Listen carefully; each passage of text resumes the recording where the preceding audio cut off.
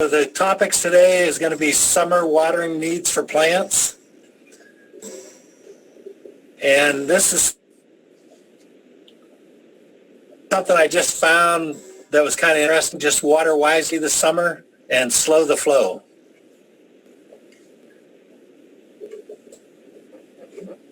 If you have any questions, just press down on the space bar while you speak, and this will cut back and minimize feedback throughout the rest of the lesson.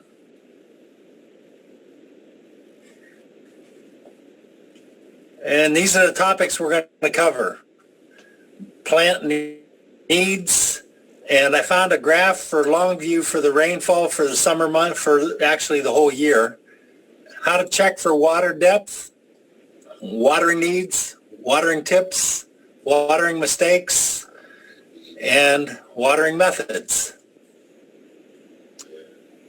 One of the things, Art, I'll let you know is we do have one person that it's called in by phone, so they don't have access. So if there's something you really want people to know, there's one person that won't be able to see it. Just pass that along. All right. Thanks, Gary.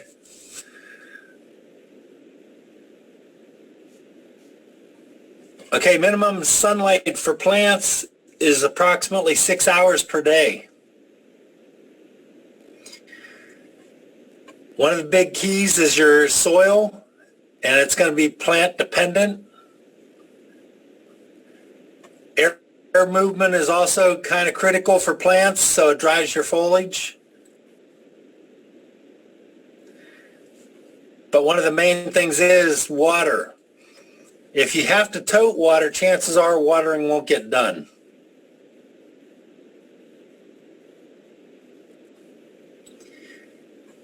I mentioned about the graph. As you can see, during the January, February, March, all the way till June, our water's not bad from the rainfall. However, July and August, it's really low. And then it starts picking back up again in September, October, November, December. So it's kind of critical to make sure your plants stay watered during the July and August time frame.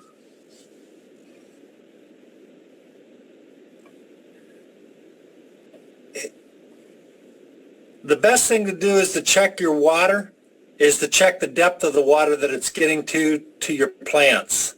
So the easiest way to do it, I usually just stick my finger down next to my plant and feel if it's wet. If that doesn't work, you want to make sure that you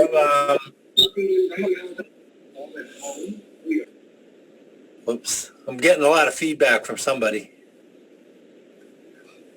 Okay, vegetable gardens need approximately 1 inch of water per week. To determine how much water you get, you want to feel around the soil of the vegetable that you're growing. Usually get it down to your knuckle. If you can feel moisture, chances are your plant is getting enough water.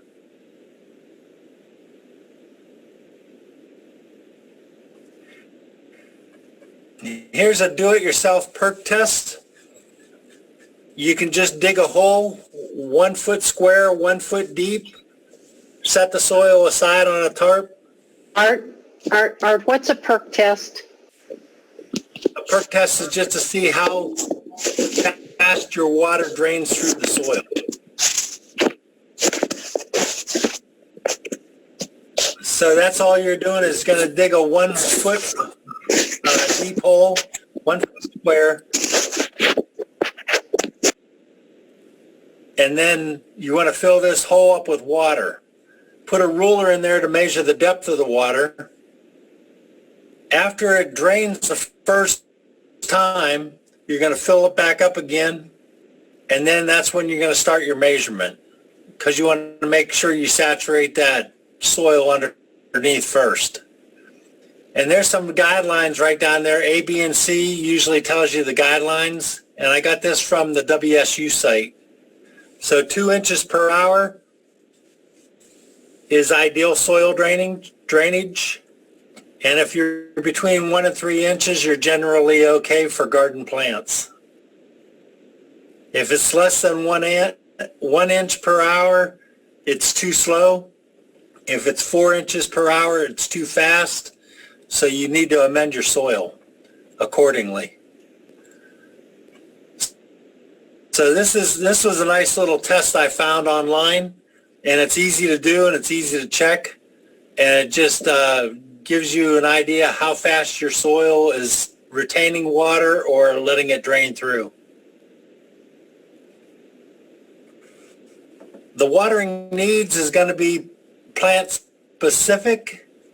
Germinating seeds and seedlings, you definitely want to keep those moist until they germinate. I can't stress enough about how much you want to know what your soil's doing. Clay soils will retain water. Sandy soils will not retain water as well. So you have to know what kind of soil you got to see how much water you need to add to your plants. Developing plants need to be watered deeply, but less often to encourage deep root growth. Tomatoes are a big one here. We're going to talk a little bit about that when we get onto this slide.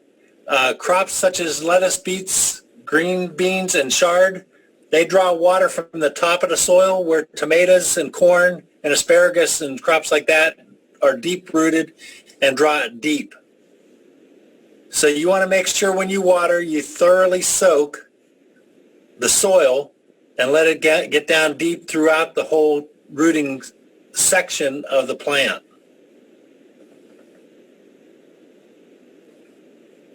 If you're just watering the top part of the soil, you're not doing the plant any good.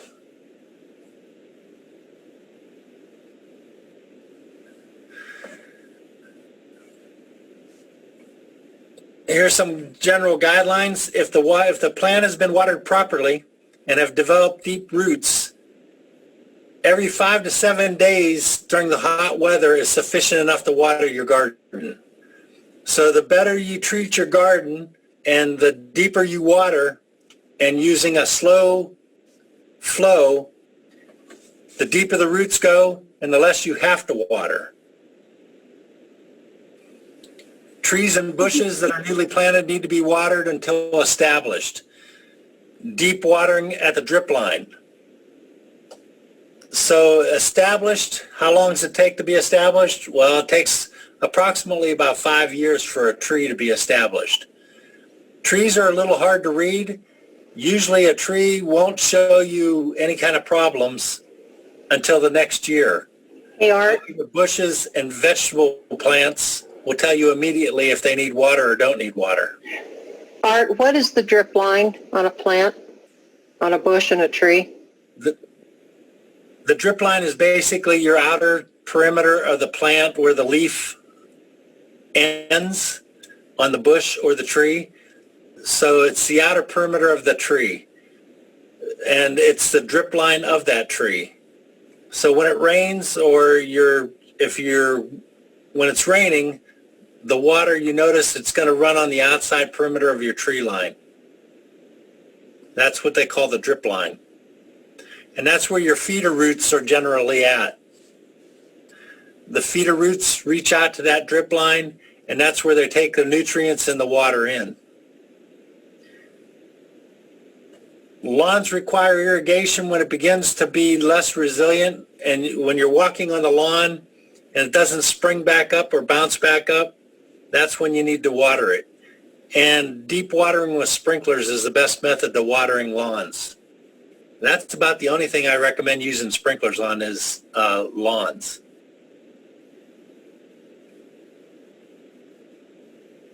Here's some watering tips. Just to basically reduce evaporation, you want to put mulch 2 to 4 inches down around your plant, but do not put the mulch right up against the base of the plant. When you are watering, you want to water during the coolest part of the day, either early in the morning or later in the evening. So you reduce evaporation. And you want to avoid watering while it is windy out. That also increases evaporation.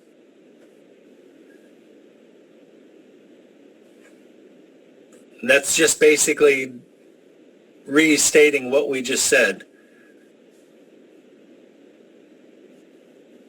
You want to stay clear of overhead sprinklers. Overhead sprinklers could get onto the foliage of the plant, and you could end up with diseases if it gets cool at night and the water doesn't dry overnight, and you could end up with diseases on your plants. So you want to be careful watching using overhead sprinkler systems. This is kind of obvious. You want to make sure you remove the weeds. You don't want to have any competition for your vegetables, so you want to make sure the water that you're using goes to the vegetables, vice the weeds.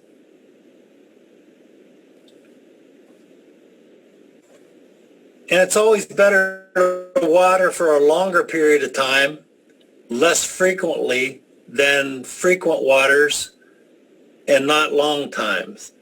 So what you're doing, if you're doing the short time watering, all you're doing is giving them a little drink, and the water and the roots are basically going to come up to where the water is. So you want to try to keep the water down low and the roots down low. So the longer you water, the deeper you water, the better plant you're going to have.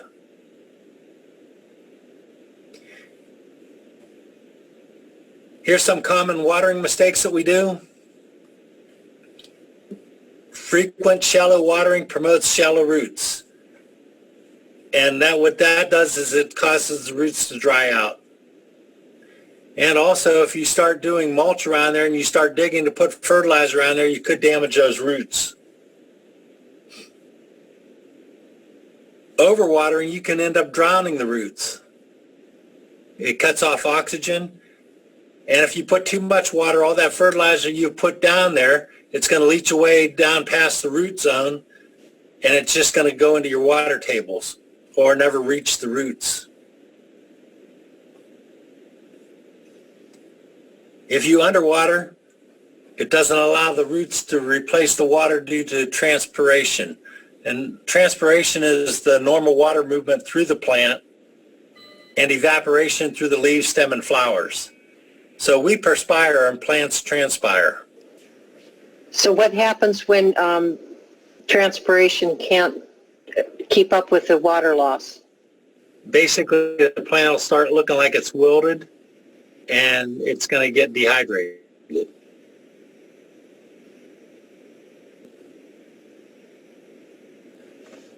This is a big thing that people, the plants, when they start showing signs of needing water, you want to take care of it as quickly as possible. Observe your plants every couple days to make sure you respond to their needs. If you walk down to your garden and you see your leaves are wilted, they probably need watered. Add a little bit of water and then check your plants again to see what the results of the leaves are afterwards. The plants will tell you definitely if they're lacking water.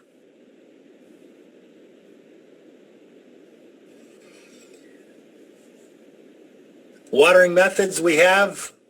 Rainfall is one of the biggest ones we have in Western Washington.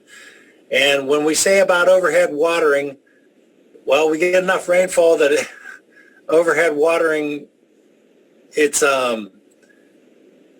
we don't need overhead water with as much rain as we get in Western Washington. Rainfall is a big one. I always mark my calendar when it rains, and I make sure I note it, and then I watch the weather daily to make sure I don't get too much water on my plants, especially tomatoes. If you start watering tomatoes too much, they end up getting blossom end rot. And that's not, you'll know it right away when the bottom of the tomato starts rotting away. That's usually from overwatering, and it's not letting calcium get into the plant. Watering methods, hand watering. It's time consuming and labor intensive. It basically, if you can avoid doing these, I'd avoid them, but if you don't have any other method, they work just fine.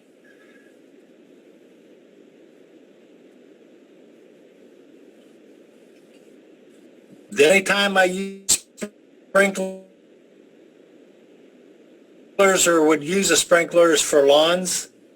Sprinklers are wasteful for gardens because it waters everything in the path. It can cause plant disease if done at the wrong time. And it's going to also encourage weeds because you're not starving out everything in that area. You're feeding it with the water.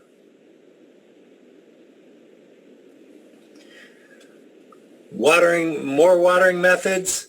The picture on the right is my one raised bed, and those soaker hoses that are there, those are all corn stalks coming up. So I have 3 rows of corn, and there's approximately 75 stalks of corn in there. And that's all I do. There's a little faucet down on the very bottom by the white PVC, and you just turn that on, and I time it. Or else what I'll do is I'll go, as you can see that water, that the soaker hose is turned on right now, and you can see the line of the soaker hose, the dampness right by the corn. So it's feeding the corn as it's watering. It's just feeding that row. So how long do you time it for? I run mine about an hour.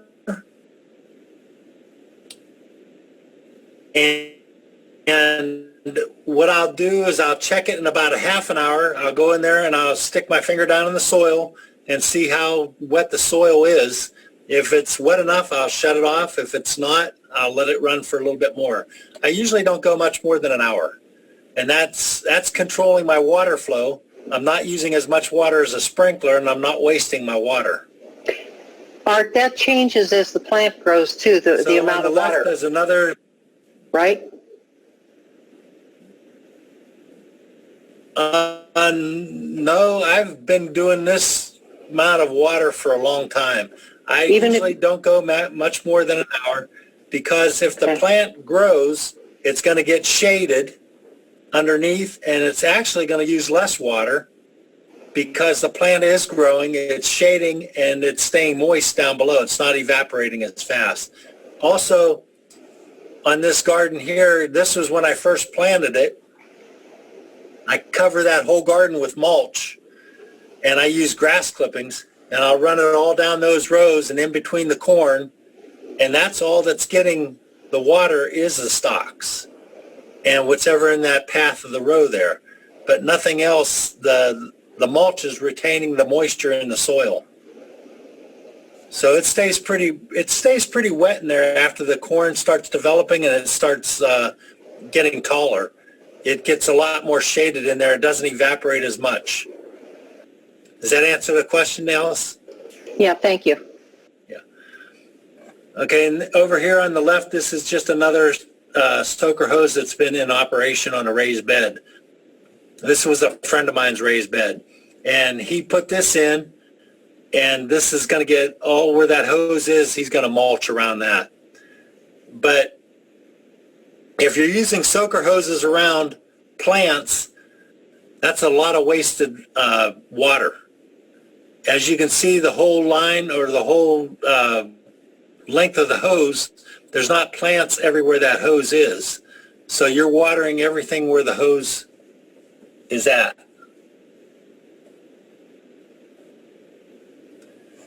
Okay, this is when I set up my tomatoes. This is the other bed.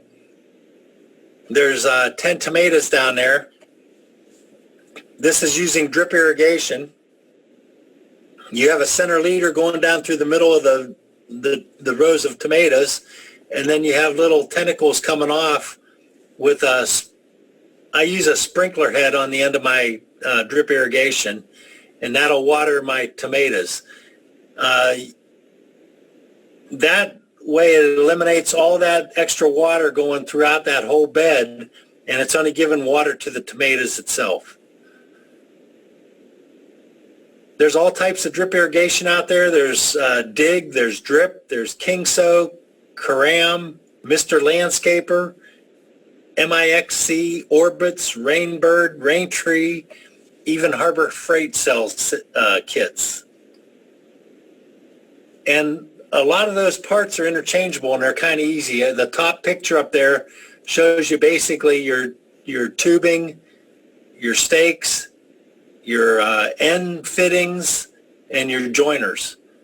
And it's a Jerry Winchell just taught a class on that a couple weeks ago, and he covered it pretty thorough. But that's just what I use. I use the Home Depot brand because it's easy to get to. It's the Dig brand. Lowe's has their own. It's called Mr. Landscaper.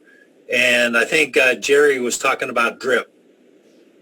But there's all types of varieties out there. I even have Harbor Freight. I bought a kit for, they had it on sale for $5, and it gave you, man, just tubing and fittings and all kinds of stuff. And I just interchange a lot of this stuff. Are these your tomatoes? Pardon? Are these yours? These are my tomatoes, yes. How These long are when I first planted. So they're coming out, they just came out of the greenhouse. I just set up the irrigation system so people can see what it looks like with the irrigation system. And then what I end up doing after this is I'll cover this whole bed with grass clippings. So you won't see anything there except for the cages coming out. I usually put about 3 inches of grass clippings on that bed. Now, if I would have taken a picture now what those tomatoes look like, you can't even see the cages. So this was back, this picture was taken the last week of May.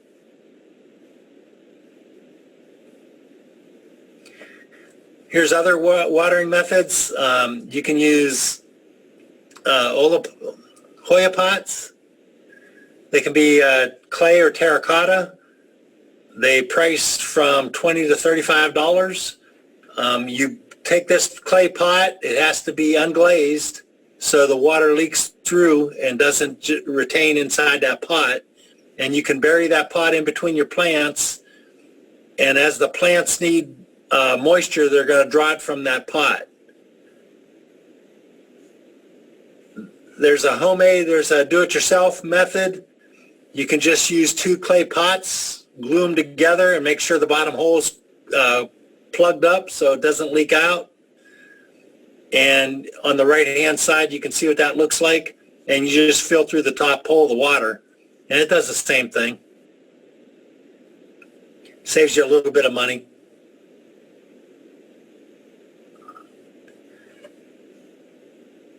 I like using these a lot. I use these clay watering stakes. And what I do with those is if I have a remote plant somewhere that doesn't have water, I'll use these. They're a terracotta or ceramic or other type of porous material. And you just have to empty a couple bottles of wine, which is another plus.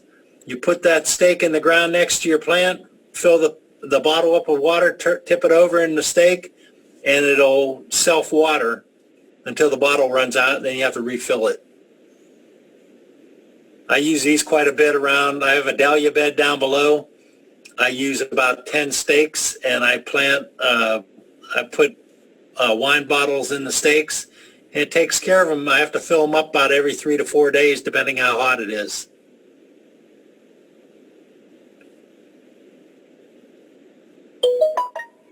And here's another watering method I use. Rain barrels.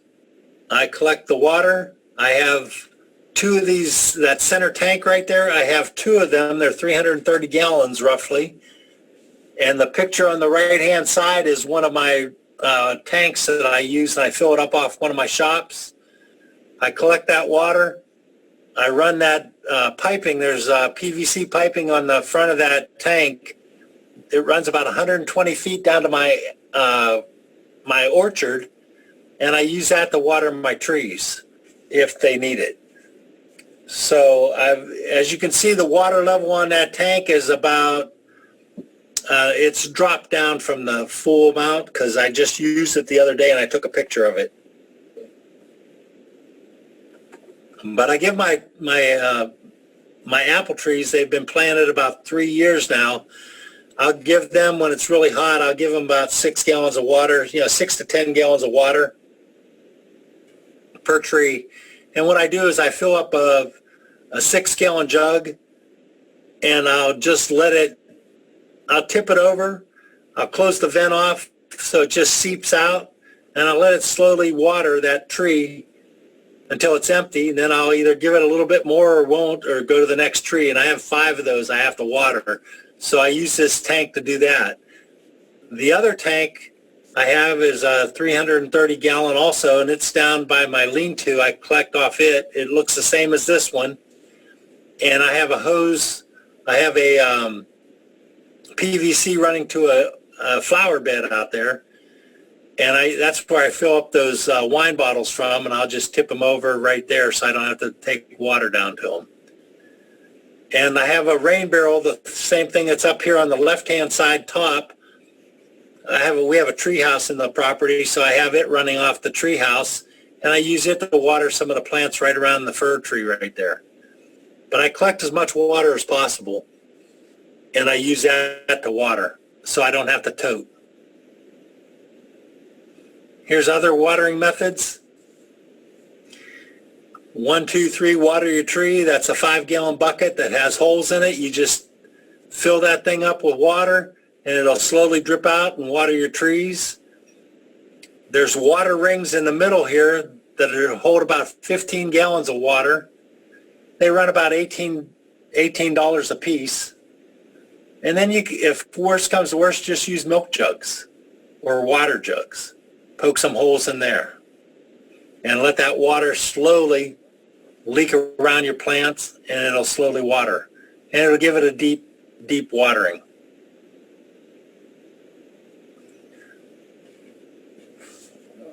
So in summary, we covered the plant needs. There's a rainfall graph I showed you. How to check for water depth by using the Perc Test, or just sticking a finger down in there to figure out if it's wet down deep. Watering needs of the plants, watering tips, watering mistakes, and watering methods. Is there any questions?